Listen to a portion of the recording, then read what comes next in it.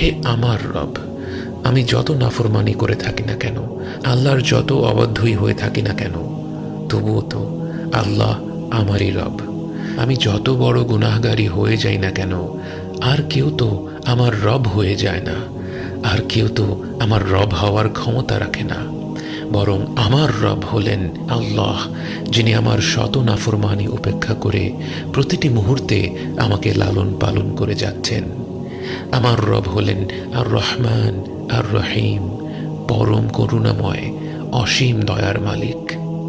সেই মহাপরাক্রমশালী বিশ্বজাহানের মালিককে আমি শত গুনাহ করেও আমার রব বলে ডাকতে পারি, কারণ হে আল্লাহ, আপনি তো আমার রব, আর আমি তো আপনারই বান্দা। আপনাকে ডাকার মতো অজস্র সৃষ্টি আছে, কিন্তু আমার তো ডাকার মতো আর কোনো রব নেই।